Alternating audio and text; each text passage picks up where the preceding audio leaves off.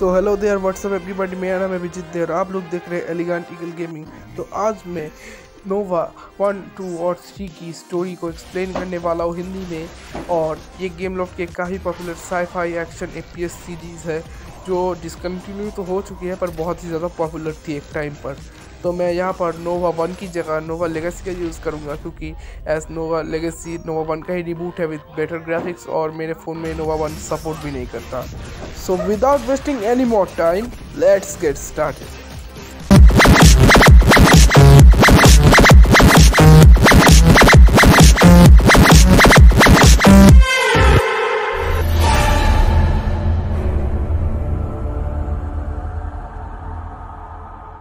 तो कहानी शुरू होती है फ्यूचर के ऐसे समय से जहाँ पर अर्थ पूरी तरह से डिस्ट्रॉय हो चुकी है।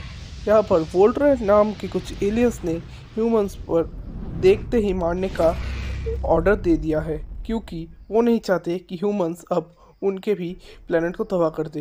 ह्यूमंस नियर ऑर्बिटल स्टेशन में रह रहे हैं और इसी नियर ऑर्बिटल स्टेशंस को प्रोटेक्ट करने के लिए नियर ऑर्बिट वैनगार्ड अलायंस का फॉर्मेशन हुआ था। इसके बाद एक AI येलेना और जनरल कॉर्लोव कैप्टन कार्ल वार्डिन एक रिटायर्ड नोवा मरीन को मिशन देते हैं ताकि वो कॉलोनल प्राइड शिप में एक मिस्टीरियस अटैक के ऊपर इन्वेस्टिगेट करे और उन्हें रिपोर्ट दे। शिप में कैप्टन के आँख खुलते येलेना बताती है कि अब वो उसकी AI की तरह उसके साथ अब काम करने वाली है। इसके बाद कैप्टन दूसरे रूम में जाते हुए देखता है कि कोई अननोन स्पीशीज नोवा के सोल्जर्स को ख़त्म कर रही है। कैप्टन समझ जाता है कि यह बहुत ही बड़ा इन्वेजन चल रहा है। कैप्टन एलियंस को मारते हुए यहाँ से निकल जाता है। इसके बाद काल कार्गो बे पे जाता है पर अचानक कार्गो बे का दरवाज़ा खुलते सारी चीज़ें स्पेस पे खींची चली जाती है। यहाँ पर काल जैसे तैसे दरवाजे की दूसरी तरफ जाता है। इसके बाद काल को पता चलता है कि वो सारे के सारे एलियंस एक क्रिस्टल एनर्जी की वजह से स्पेसशिप में इन्वेड कर पा रहे थे। काल उस स्पेसशिप में रखे हुए क्रिस्टल को तबाह कर देता है जिसकी वजह से वहाँ पर एलियंस का इन्वेशन रुक जाता है। पर स्पेसशिप में बचे कुछ एलियंस नोवा अलायंस के सोल्जर्स को ख़त्म करने की कोशिश कर रहे होते हैं। काल को अब शिप को सेल्फ डिस्ट्रक्ट करना ही होगा और उसे ये ऑर्डर फिर से मिलते हैं। इसके बाद काल सेल्फ डिस्ट्रक्ट करने के लिए शिप के पहले सेल्फ डिस्ट्रक्ट बटन को दबा देता है और हमें पता चलता है कि इस एलियन स्पीशीज का नाम असल में जीनोस है जो ह्यूमैनिटी को ख़त्म करना चाहते हैं। शिप से सारे के सारे नोवा अलायंस के ट्रूप्स के इवैक्यूएट करने के बाद जनरल कॉर्लोव हमें ऑर्डर देते हैं शिप के सेकंड बटन को दबाने के बाद शिप को सेल्फ डिस्ट्रक्ट जल्द से जल्द करने के लिए। काल बचे हुए सेल्फ डिस्ट्रक्ट कोड्स को ऑफ करने के लिए कंट्रोल रूम जाता है पर कंट्रोल रूम लॉक मिलता है, इसलिए येलेना कहती है कि वो दूसरे रास्ते से जाए, येलेना उसे गाइड करेगी। इसके बाद काल दूसरे रास्ते से सेल्फ डिस्ट्रक्ट कोड्स को लाने के लिए जाता है। यहाँ पर काल सक्सेसफुली सेल्फ डिस्ट्रक्ट कोड्स को डाउनलोड कर लेता है। अब काम बचता है कंट्रोल रूम में जाने के बाद सेल्फ डिस्ट्रक्ट कोड्स को एक्टिवेट कर देना। और अब काल जाता है सेल्फ डिस्ट्रक्ट को एक्टिवेट करने पर ब्रिज को लॉक देखते हुए वो दूसरे रास्ते से जाता है जहाँ पर येलेना उसे असिस्ट करती है। ब्रिज में पहुंचकर काल एनिमीज की वेव्स आफ्टर वेव्स झेलता है। उसके बाद काल फाइनली सेल्फ डिस्ट्रक्ट को एक्टिवेट कर देता है और यहाँ से इवैक्यूएट कर लेता है। इवैक्यूएशन के टाइम पर उसे AI मिलता है जिसका नाम होता है प्रोमीथियस, जो उसे एक दोस्त की तरह समझने को कहता है और प्रोमीथियस की मदद से काल शिप के सेल्फ डिस्ट्रक्ट होने से पहले ही यहाँ से निकल पाता है। इसके बाद काल न्यू क्रीज जंगल में जाकर गिरता है और येलेना उसे कहती है कि उसे जल्द से जल्द एपिल्सन बंकर में जाना होगा क्योंकि वहाँ पर सारे के सारे नोवा अलायंस है जो एलियन से बचने में उनकी हेल्प कर सकते हैं। रास्ते में उसे कुछ जीनोस पोर्टल के थ्रू टेलीपोर्ट होते देखते हैं तो वो वहाँ पर जाके उन पोर्टल क्रिस्टल्स को तबाह करता है ताकि और जीनोस वहाँ पर स्पॉन ना हो सके। इसके बाद सारे के सारे बचे कुछ एलियंस को मारने के बाद काल अब एपिल्सन बंकर की तरफ बढ़ता है। एपिल्सन बंकर में उसे और भी जीनोस मिलते हैं। वो सारे के सारे जीनोस के एलियंस को मारता है और उसके बाद एपिल्सन बंकर के अंदर चला जाता है। एपिल्सन बंकर में काल यहाँ पर सेफ रहने के लिए आया था पर उसे पता चलता है कि यहाँ पर भी एलियंस का इन्वेजन शुरू हो चुका है तो वो यहाँ पर नोवा मरीन्स की हेल्प करता है एलियंस को ख़त्म करने में। एक मरीन काल को कहता है कि वो जल्द से जल्द कमांड सेंटर में जाए ताकि नोवा के ऊपरी मंजिल वाले लोग काल से बात कर सके और उसे उसकी नेक्स्ट मिशन के बारे में बता सके। पर पावर जनरेटर के डाउन होते अब काल को पहले पावर जनरेटर को ऑन करना पड़ेगा, फिर उसे कंट्रोल सेंटर में जाना पड़ेगा, मेरा मतलब कमांड सेंटर। ऊपर जाते वक्त प्रोमीथियस काल को कांटेक्ट करता है और उसे कहता है, क्या तुम्हें पता है क्यों भला उन्होंने तुम्हें चुना, जिसने आज तक नोवा में कोई स्पेशल काम नहीं किया। और इसके बाद प्रोमीथियस उसे कहता है कि वो सब उसे बस बलि का बकरा बना रहे हैं, मतलब काम खत्म होने के बाद वो काल को भी जान से मार देंगे या उसे किसी चीज में फंसा के उम्र कैद की सजा दे देंगे। काल को लगता है कि प्रोमीथियस का सर घूम गया है और वो प्रोमीथियस की बातों पे ध्यान नहीं देता। इसके बाद कमांड सेंटर जाते हुए वो एक एक्सट्रीमली पावरफुल जीनोस को हराता है और इसके बाद येलेना ये कहती है कि वो काल को धोखा नहीं दे सकती और आखिरकार उसे सच कहना ही पड़ेगा। प्रोमीथियस सही कह रहा था कि सारे के सारे नोवा अलायंस के लोग काल के पीछे लगे हुए हैं और इसके बाद जनरल कॉर्लेव येलेना को कुछ और कहने से पहले ही इरेज कर देते हैं। और इसके बाद जनरल कॉर्लेव काल से कहते हैं कि येलेना बस थोड़ी सी गड़बड़ा गई थी, इसलिए हमने उसे डिलीट कर दिया। हमने तुम्हारे लिए कुछ ट्रूप्स भेजे हैं जो तुम्हें प्रोटेक्ट करेंगे। और प्रोमीथियस कहता है कि ये सब धोखा है और उन पर विश्वास मत करना। प्रोमीथियस इसके बाद एक पोर्टल खोल देता है और कहता है तुम इस पोर्टल से जा सकते हो और हमेशा हमेशा के लिए जीनोस से छुटकारा पा सकते हो। इस गेम में 2 एंडिंग्स तो नहीं है, पर अगर आप बहुत ज़्यादा देर तक रुकोगे तो नोवा के कुछ सोल्जर्स आपको मारने के लिए आएंगे। आप उन्हें मार के पोर्टल में जा सकते हो या फिर आप ऐसे ही पोर्टल में जा सकते हो।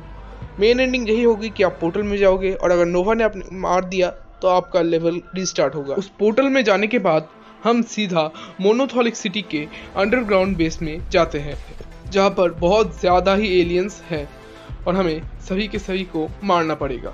और हमें पता चलता है कि जीनोस असल में कोई एलियन थ्रेट नहीं है, वो असल में जेजर्स नाम के कुछ लोगों के लिए काम करते हैं जो पूरी यूनिवर्स पर नज़र रखते हैं और जब भी किसी स्पीशीज के पास बहुत ही ज़्यादा खतरनाक हथियार आ जाते हैं तो उन्हें मिटाने का ऑर्डर दे देते हैं। और हमें ये भी समझ में आता है कि ह्यूमैनिटी को मिटाने का ऑर्डर असल में हिल्ब्रांड द वॉचर ने दिया था। वो एक बहुत ही ज़्यादा बड़ा एक जीनोस है जिसने ह्यूमैनिटी को इसलिए ख़त्म करने का ऑर्डर दिया था क्योंकि ह्यूमन्स ने अपने प्लेनेट अर्थ को बिल्कुल ना रहने के काबिल बना दिया था। और इसके बाद हिल्ब्रांड को मारते जजर्स हमें वर्दी समझ लेते हैं और हमारे प्लेनेट को छोड़ देते हैं।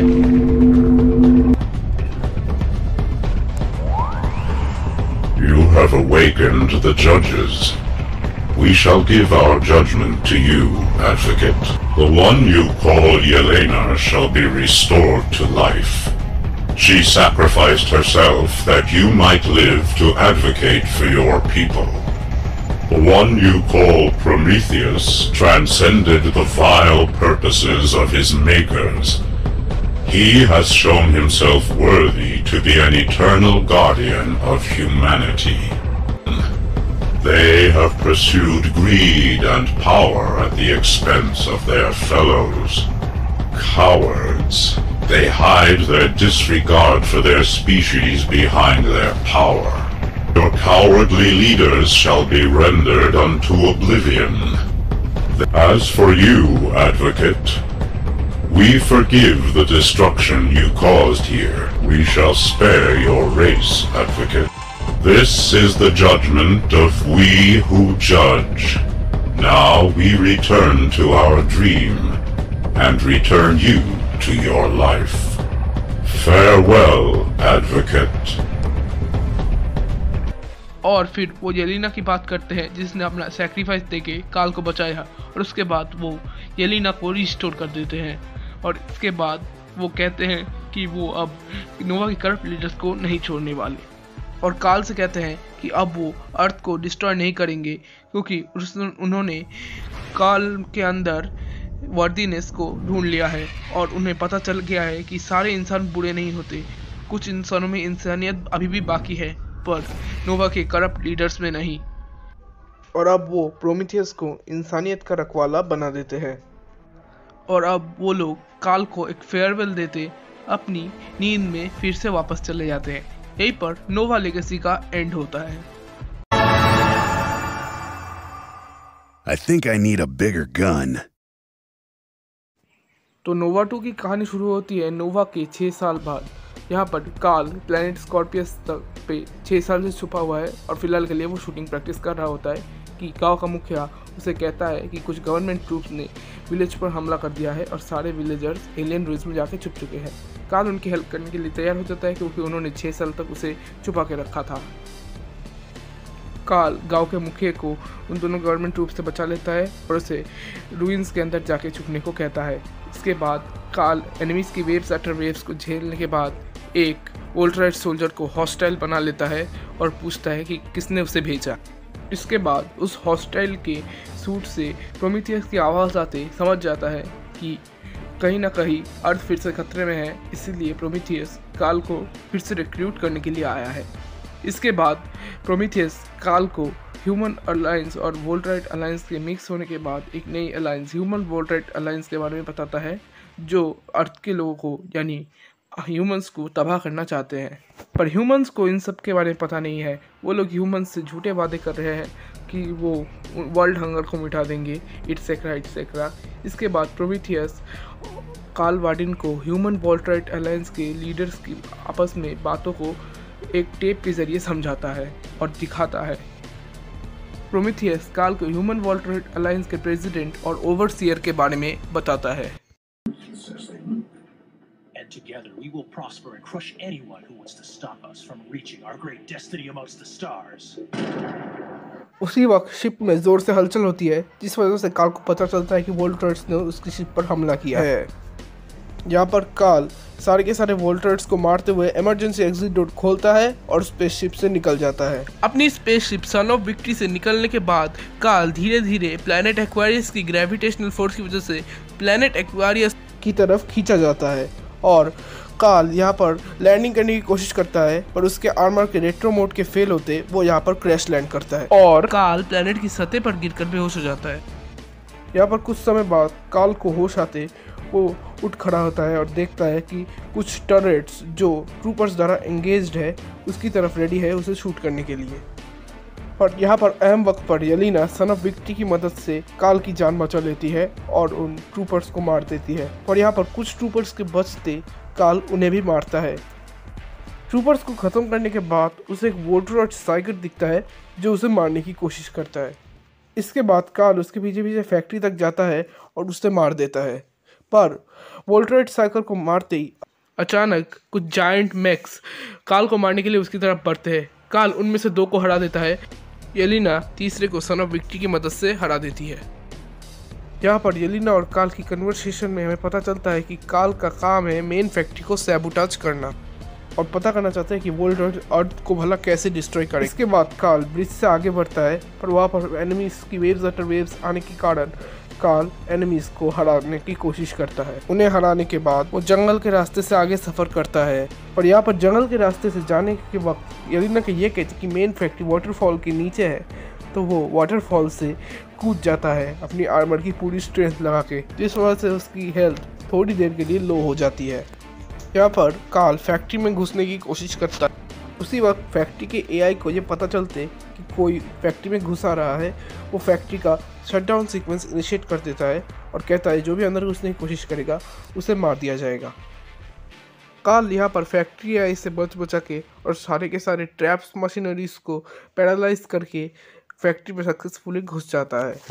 पर फैक्ट्री के अंदर कार्ल को कुछ नहीं मिलता एनिमीज के अलावा, इसलिए वो मैक को एक्टिवेट कर देता है और उसके बाद मैक में चढ़कर सारे के सारे एनिमीज को मार के फैक्ट्री से निकल जाता है। और इसी बीच वो एक वोल्ट्राइट ट्रूपर को हॉस्टेज बना लेता है और उसे बगी का ड्राइवर बना के यहाँ से फरार हो जाता है। और क्योंकि वो ड्राइवर अभी तक उसे ड्राइव करके यहाँ तक लाया, तो एज अ फेवर वो उसे जाने देता है और यहाँ पर बगी को ब्लास्ट कर देता है। कार्ल के यहाँ पर से निकलते वक्त येलेना उसे कांटेक्ट करती है और बताती है कि उसने सन ऑफ विक्ट्री और खुद को छुपाने की कोशिश की, पर वोल्ट्राइट्स को का पता लग चुका है। वो लोग येलेना को डिलीट करने की कोशिश कर रहे हैं। कार्ल इसके बाद फिर से वोल्ट्राइट्स के पास जाता है अपनी शिप को रिट्रीव करने और इसके बाद वो सक्सेसफुली अपनी शिप को लेके वहाँ से निकल जाता है। पर कार्ल की शिप में फिर से कुछ वोल्ट्राइट अपने स्पेसशिप की मदद से आके कार्ल को अटैक करने की कोशिश करते हैं। येलेना उन्हें डिटेक्ट करते ही अलायंस के सोल्जर्स को बुला लेती है, पर उन्हें आने में अभी भी देर लगेगी। तब तक के लिए काल को ही वोल्ट्रॉइड से लड़ना पड़ेगा। वोल्ट्रॉइड्स उसके शिप में सेल्फ डिस्ट्रक्ट ऑन कर देते हैं। काल जैसे तैसे उसकी शिप में सेल्फ डिस्ट्रक्ट रोकता है और उसकी शिप में डैमेज आते उसकी शिप प्लैनेट स्कॉर्पियस पर क्रैश लैंड होने लगती है।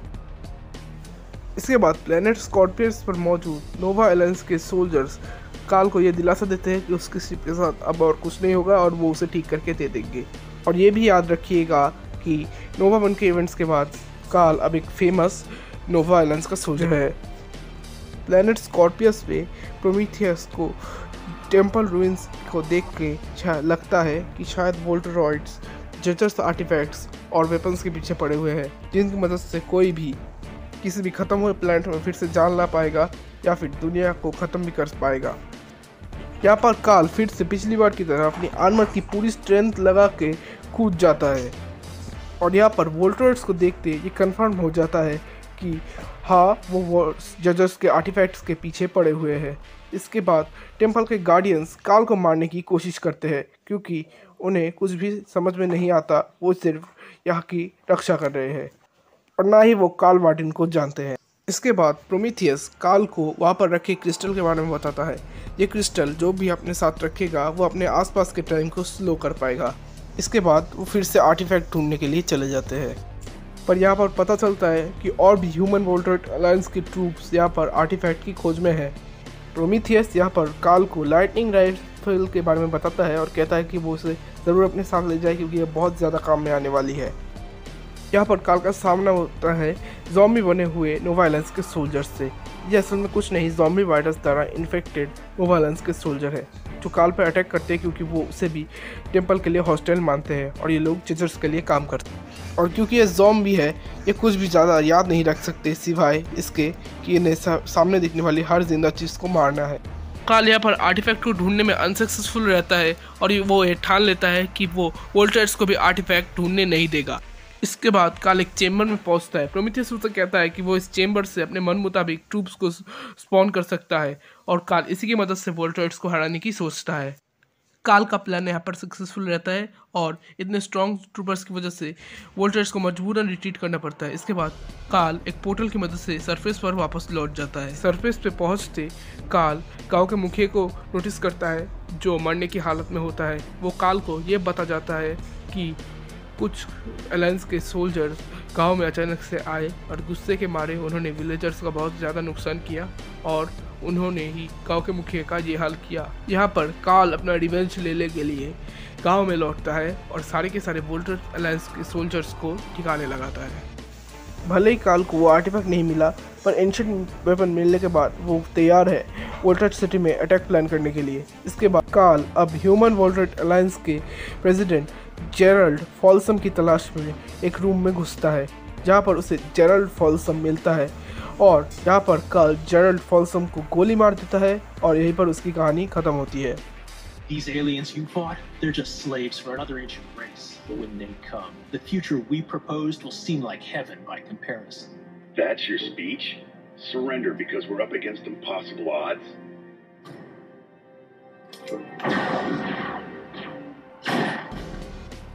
Because I always do impossible odds.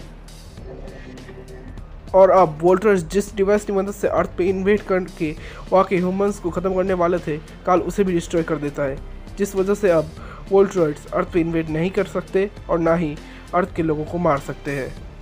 इसके बाद काल ओवरसीयर को ख़त्म करने के लिए उसके कमरे में आता है पर ओवरसीयर काल को माइंड कंट्रोल कर लेता है। पर काल ओवरसीयर को अपने माइंड में हरा देता है जिस वजह से काल फिर से रियल वर्ल्ड में आ जाता है और वो ओवरसीयर को मार देता है।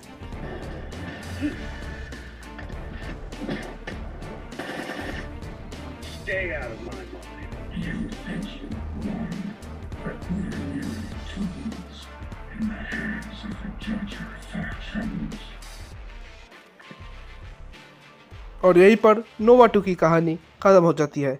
और एक बात याद रखिएगा, ओवरसीयर किसी एक पर्टिकुलर बीइंग का नाम नहीं है, वोल्ट्रॉइड्स के लीडर को ही ओवरसीयर कहते हैं। इसका मतलब ओवरसीयर एक से भी ज़्यादा हो सकते हैं। इसी वजह से हमें नोवा 3 में भी ओवरसीयर देखने को मिला था।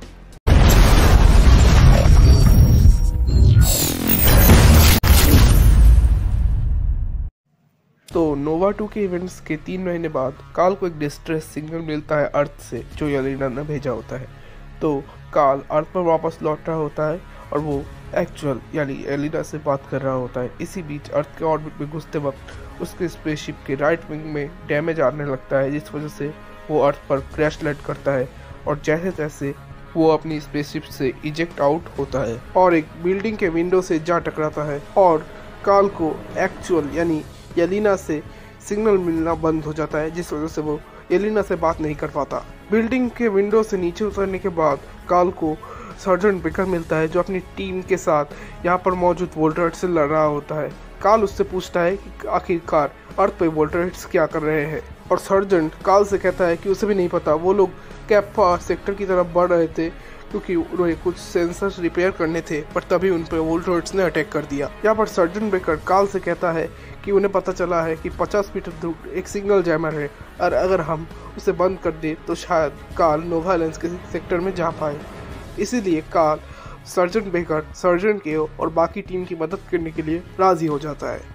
यहाँ पर सारे वोल्टरेट्स को हराने के बाद काल यहाँ पर बिल्डिंग के ऊपर के सेक्टर जैमर को डिसेबल करने जाता है, पर तभी एक घायल वोल्टरेट अलायंस का सोल्जर अपने हाथ में कुछ तो टाइप करने लगता है।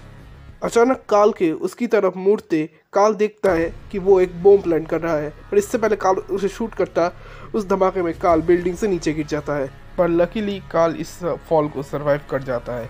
वैसे भी काल को गिरते रहने की आदत है। इसके बाद काल और टीम सेक्टर की तरफ लौटती है और इसके बाद एक मैक के काल के पीछे आते वो येलेना को कांटेक्ट करने की कोशिश करता है और येलेना मैक से बाहर निकलती है और येलेना के पास अब एक फिजिकल बॉडी आ चुकी है जो उसे प्रोमीथियस ने गिफ्ट की थी। और अब काल येलेना से पूछता है कि आखिरकार उसे यहाँ पर क्यों बुलाया गया है। तो येलेना उसे कहती है कि वो एक जजर आर्टिफैक्ट ले आई है और काल के उससे ये पूछते कि उसने सोचा भी है कि उसके ऊपर अब कितना बड़ा खतरा है। येलेना जवाब देती है कि उसने इसके बारे में सोचा नहीं क्योंकि वो एक एआई है, और वो ये भी कहती है कि वो इस आर्टिफैक्ट का इस्तेमाल अर्थ को रिहैबिटेबल करने के लिए करना चाहती थी, ना कि किसी गलत काम के लिए। पर वोल्टरेट्स ने उसे चुरा लिया है और काल का काम ये है कि वो वोल्टरेट्स से वो आर्टिफैक्ट वापस लाए और वो येलेना को कहता है कि ये नोवा के लिए उसका आखिरी काम है।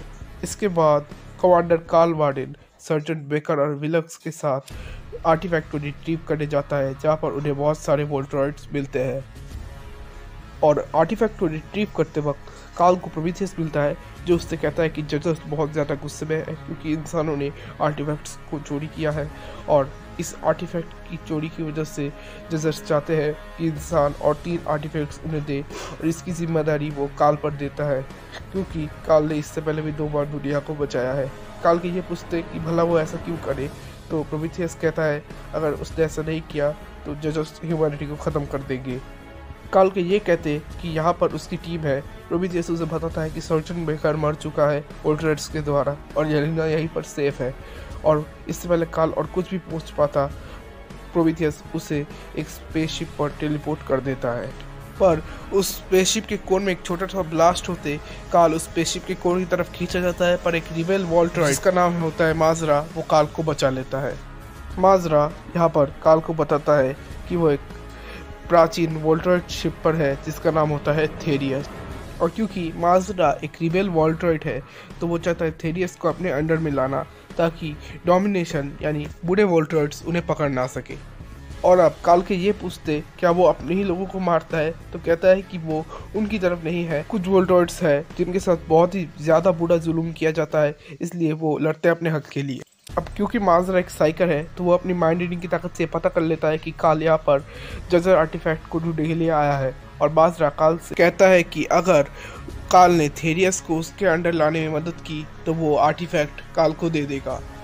इसके बाद काल माजरा की शिप को उसके हवाले कर देता है और माजरा उस आर्टिफैक्ट को काल के हवाले कर देता है, ये कहते हुए कि काल ने इसे कमा लिया है, और वो ये भी कहता है कि वो शायद फिर मिले। इसके बाद प्रोमीथियस काल को डेजर्ट प्लैनेट बोरियस में भेज देता है, जहाँ पर येलेना काल को कांटेक्ट करती कहती है कि वो भी बोरियस पर ही मौजूद है और उसे काल की हेल्प चाहिए होगी। काल यहाँ पर बुरी तरह से चिढ़ जाता है और येलेना का बुरा भला कहने लगता है कि सब कुछ उसके और नोवा की वजह से ही हुआ है क्योंकि उन्होंने आर्टिफैक्ट को चोरी किया।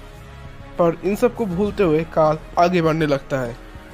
यहीं पर येलेना उसे बताती है कि उसकी तरफ एक बड़ा सा सैंडस्टॉर्म आने वाला है, इसलिए उसे जल्द से जल्द यहाँ पर आ जाना चाहिए। तो काल अब येलेना की तरफ बढ़ने लगता है, पर रास्ते में वो सैंडस्टॉर्म में फंस जाता है और ब्रिज के ऊपर से चलने के वक्त उसके ऊपर कोई बॉम्ब फेंकता है।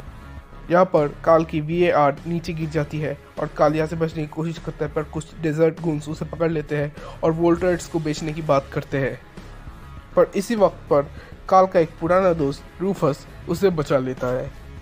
तो यहाँ पर रूफस कहता है कि येलेना नाम की किसी लड़की ने उसे कांटेक्ट किया था और वो गलती से येलेना को काल की गर्लफ्रेंड समझ बैठता है।